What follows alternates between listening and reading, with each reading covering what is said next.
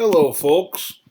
We're going to go over what a tragic hero is here in this little slideshow. You need to make sure you understand a tragic hero because everything we're doing with Antigone is going to be kind of built around this idea. There's going to be some stuff with civil disobedience and maintaining harmful traditions, but primarily we're going to be looking at tragic heroes, and this is all going to be leading up to an essay you're going to have to write regarding who the tragic hero is in Antigone. There are 4 traits to a tragic hero. You make sure you know all of them. First trait. Traditionally, the tragic hero is royal or prosperous. This hero, whoever it may be, needs to have a lot to lose, so that way if they do eventually have a fall from grace, it will be really impactful for the audience. If the person doesn't have much to lose, the audience doesn't have the same emotional investment. So that's kind of where we start on the baseline there, that a person is royal or prosperous, meaning they don't have to be king. Generally, they are kings. They don't have to be royalty though, but they do have to be someone in a position of power or influence, because otherwise their downfall won't mean as much. If it's a riches to rags story, it won't be the same as if it's a rags to rags story, so to speak. We need to see someone who has a lot to lose, and most generally, if you think about tragic heroes, and some of them we may meet will do that, have a lot to lose. They experience a downfall because of a tragic flaw. This is really important. They lose everything, which is why the first part of being royal or prosperous is so important, because they have to lose everything. And it has to be because of some sort of flaw. It can be pride, it can be arrogance. A common one is called hubris, Hubris, which means like excessive pride or arrogance. It could be something as simple as indecisiveness. We're going to read Julius Caesar next unit, and Julius Caesar I don't believe is a tragic hero, but some have argued he is because of his indecision. He is very indecisive.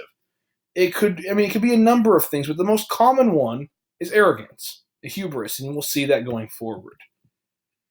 After the downfall, the tragic hero needs to recognize the flaw he or she made and accept the consequences of his or her actions. There's a moment of enlightenment, a moment of recognition, where the tragic hero understands what he or she has done and acknowledges that it was their fault. It was his or her fault that they lost everything. This is a really key moment here, that enlightenment, that acknowledgement that, yes, there were decisions I made that led me to the situation I am now in. That is so key for the tragic hero, because it allows us to see the progression the hero makes. That the things we've seen on stage that lead up to that downfall, the character, him or herself, acknowledges was on them. It's a really important moment and something that kind of helps bring their hero journey full circle. And of course, they need to be humbled or enlightened by the tragedy. This plays right off of the previous one. That whenever they acknowledge it, they don't just immediately go back to the same mistakes. They make some sort of major change. Now, that could be death, and often it is. It could also just be realizing that things will never be the same, but trying to make the most of it. Here are some examples. Scar. Scar is not a good example of it, and I hope you were thinking that beforehand, because Scar does not acknowledge his own role and his fate. He is royal and prosperous, and he certainly does have a downfall due to a tragic flaw. His flaw would be his ambition and his willingness to really destroy anyone who comes in his way. But he does not have that moment where he realizes his own role and his fate, and he certainly is not enlightened by his tragedy. So no, he is not a tragic hero. Severus Snape.